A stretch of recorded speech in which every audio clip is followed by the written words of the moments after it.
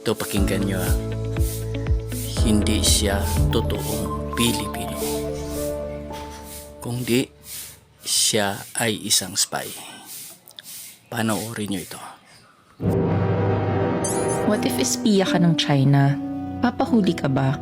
Ako nga pala ang kapatid ni Alice ko na mayor ng Bamban. 我是爱丽做的姐姐.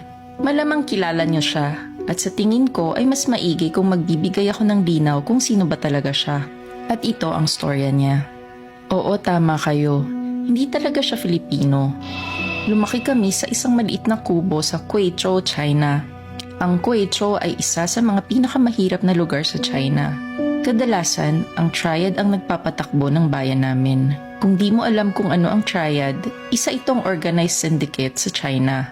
Kung merong yakuza ang Japan, kami naman ay may triad. Pero madiskarte ang tatay namin. Doon siya nakakuha ng trabaho at napalago niya ang negosyo niya, lalo na sa mga pogo. Kaya yumaman din kami, kaso sa maling paraan. Noong 2018, lumapit ang Chinese government sa triad at meron silang pinag-usapan. Sa gitna ito ng tensyon sa West Philippine Sea.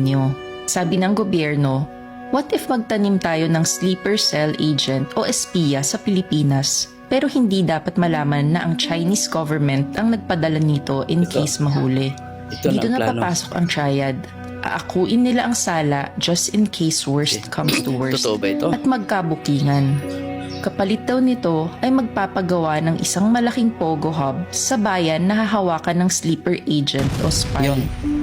Bahala na ang triad kung ano ang gusto nilang gawin sa pogo hub. Isa pang kondisyon ay dapat sila din ang mag-finance ng operasyon. Ang training ng spy ay sagot ng gobyerno ng China dahil wala rin namang kakayahan mag-train ang mga triad members. MSS ang mamamahala dito.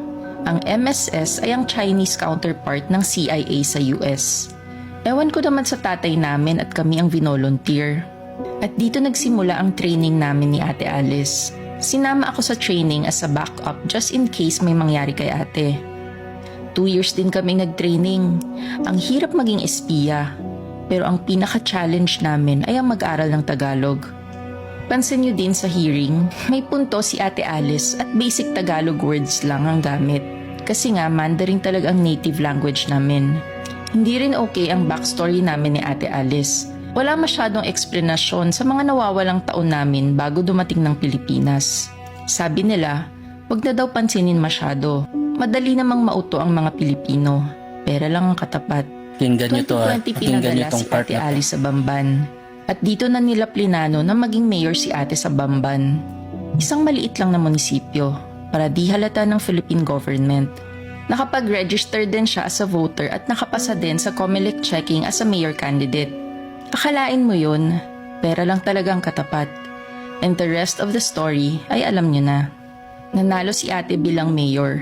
Nakapagpagawa siya ng malaking pogo site at pati ang mga pogo workers ay ginawan din nila ng peking passport at birth certificate.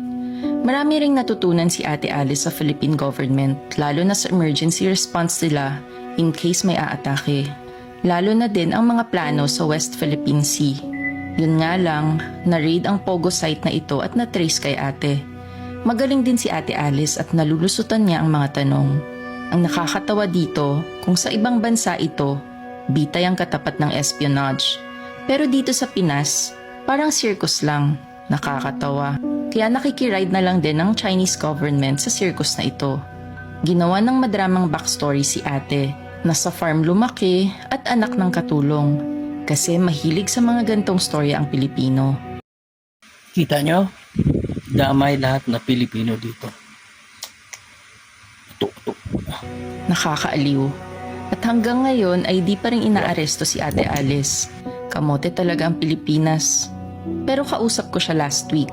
Sabi niya, nagustuhan na daw niyang tumira sa Pilipinas. Naku, wag na. Sa kulungan ka na Ayaw na daw niya maging spy. Pipiliin niya daw ang Pilipinas.